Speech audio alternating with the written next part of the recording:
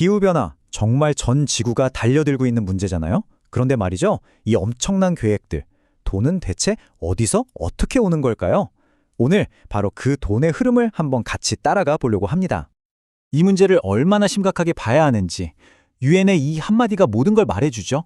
우리 문명 전체에 대한 실제하고 부인할 수 없는 위협이다. 정말 강력한 경고잖아요. 바로 이 절박함이 오늘 우리가 살펴볼 모든 이야기의 시작점이라고 할 수 있습니다. 그래서 오늘은 크게 4가지 흐름으로 따라가 볼 거예요. 먼저 위협의 실체를 보고 전 세계적인 계획이 뭔지, 그리고 가장 중요한 자금은 어떻게 흘러가는지, 마지막으로 이 복잡한 세상에서 우리는 뭘 해야 하는지까지요. 자, 첫 번째 파트입니다. 왜 전 세계가 이렇게까지 움직이는 걸까요? 사실 이유는 간단하죠. 이제 기후변화는 미래의 문제가 아니잖아요. 당장 우리 눈앞에서 벌어지는 기록적인 폭염, 해수면 상승, 이런 재앙들이 이제는 정말 행동해야 한다는 공감대를 만들어내고 있는 겁니다. 그럼 이 거대한 위협에 맞서기 위한 전 세계의 약속은 뭘까요? 바로 유엔의 지속가능 발전 목표. 그 중에서도 13번, 기후 행동입니다. 이게 바로 전 세계가 함께 그려나가는 일종의 청사진인 셈이죠. 이 목표 13을 들여다보면요, 정말 촘촘하게 짜여 있어요.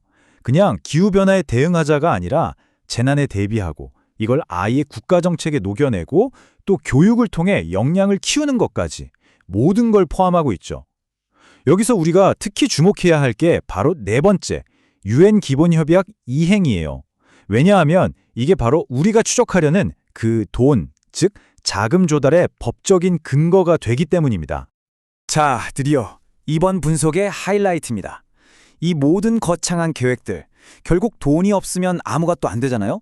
그래서 지금부터는 이 계획들을 움직이는 금융 엔진, 즉 돈이 실제로 어떻게 흘러가는지를 본격적으로 따라가 보겠습니다. 이 1,000억 달러라는 약속, 이게 갑자기 툭 튀어나온 게 아니에요. 역사가 꽤 깁니다.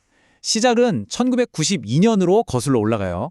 이때 선진국들이 돈을 내야 한다는 의무가 처음 생겼고요. 그러다 2010년 칸쿤에서 그럼 매년 1,000억 달러씩 하자고 구체적인 액수가 정해진 거죠. 그리고 2015년 파리 협정에서 이 약속을 2025년까지로 연장한 겁니다. 정말 수십 년에 걸쳐서 만들어진 아주 중요한 국제적 합의라고 할 수 있습니다. 네, 바로 이 숫자입니다. 1,000억 달러. 우리 돈으로 하면 어마어마하죠. 매년 이만큼을 선진국들이 개발도상국들을 돕기 위해 내놓기로 약속한 거예요. 이게 바로 국제기후금융의 가장 핵심적인 기둥이라고 보시면 됩니다. 자, 그럼 약속은 약속이고 현실은 어땠을까요? 2020년 데이터를 보면 목표는 1,000억 달러였는데 실제로 모인 돈은 833억 달러였습니다. 보시다시피 약속과 현실 사이의 간극이 꽤 크죠. 부족한 금액이 167억 달러. 이게 그냥 숫자로만 보이면 안 돼요. 이 돈이 있었다면 개발도상국들이 기후변화에 더 빨리 대응할 수 있었을 거란 뜻이거든요.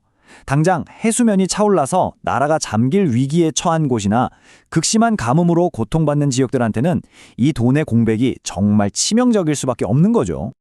좋아요. 그럼 모인 돈은 대체 어디에 쓰는 걸까요? 크게 2가지 방향으로 나뉜다고 생각하시면 쉬워요. 하나는 완화, 또 다른 하나는 적응입니다. 완화는 말하자면 병의 원인을 치료하는 거예요. 재생에너지를 늘려서 온실가스 배출 자체를 줄이는 거죠. 반면에 적응은 이미 나타난 증상에 대처하는 겁니다. 튼튼한 방파제를 쌓는 것처럼요. 이 둘 사이의 균형을 맞추는 게 정말 중요합니다.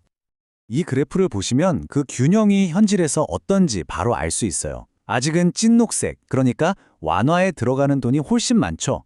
하지만 희망적인 건 청록색으로 표시된 적응에 대한 투자도 꾸준히 늘고 있다는 점이에요. 2020년에는 286억 달러까지 올라왔네요. 이건 뭐랄까, 이제는 미래를 준비하는 것만큼이나 당장 닥친 현실에 대처하는 것도 중요하다고 세상이 인식하기 시작했다는 아주 긍정적인 신호죠. 그럼 그 많은 돈이 구체적으로 어떤 분야에 가장 많이 투입될까요? 정답은 바로 에너지와 교통입니다. 이 두 분야가 전체 투자의 거의 절반을 차지해요. 이건 명백하죠. 온실가스를 줄이려면 결국 에너지 생산 방식과 우리가 타는 것들을 바꾸는 게 가장 핵심이라는 걸 모두가 알고 있다는 뜻입니다. 자, 이제 마지막 파트입니다. 지금까지는 국가 단위의 거대한 돈의 흐름을 봤다면 이제는 시야를 좀 더 좁혀서 이 복잡한 세상 속에서 기업, 그리고 바로 우리 개인이 어떤 역할을 할 수 있는지 한번 살펴보겠습니다. 여기서 정말 중요한 포인트가 하나 있어요. 기후 문제 해결을 위한 돈이 그냥 기후 문제에만 쓰여서는 안 된다는 겁니다. 이게 무슨 말이냐면 지속 가능한 발전이라든지 코로나 이후에 경제를 다시 살리는 문제라든지 이런 다른 큰 과제들과 함께 맞물려 돌아갈 때 그 효과가 훨씬 더 커진다는 거죠. 특히 기업의 역할이 정말 중요해졌습니다. 예전처럼 문제를 일으키는 쪽이 아니라 이제는 해결의 주체가 되어야 하는 거죠. 예를 들면 우리 회사는 이제 탄소 배출 안 할 겁니다 하고 넷제로를 선언하는 것부터 물건을 만드는 방식 자체를 친환경적으로 바꾸고 쓰레기를 최소화하는 순환 경제로 전환하는 것까지요. 이제 ESG 경영은 선택이 아니라 필수가 된 시대입니다. 그럼 우리는 뭘 할 수 있을까요? 나 하나 바꾼다고 세상이 변하겠어? 라고 생각하기 쉽잖아요. 근데 절대 그렇지 않아요. 우리가 하는 재활용, 대중교통 이용, 이런 작은 실천 하나하나가 사실은 온실가스를 줄이는 완화 활동에 동참하는 거고요. 또 기후변화에 대한 소식에 귀 기울이고 관심을 갖는 것 자체가 변화에 대처하는 적응 능력을 키우는 일입니다. 이런 우리들의 작은 행동이 모여서 결국 거대한 변화를 만들어내는 거죠. 자, 오늘 이렇게 기후행동을 위한 전 세계적인 계획과 그 돈의 흐름을 쭉 따라와 봤습니다. 보면 계획도 있고 돈을 모으는 시스템도 어느 정도 갖춰져 있어요. 그런데도 왜 이렇게 더딜까요? 어쩌면 우리에게 남은 가장 큰 과제는 이 거대한 엔진을 정말 전속력으로 돌릴 수 있는 의지가 아닐까요? 그 열쇠는 결국 우리 모두에게 달려 있는지도 모르겠습니다.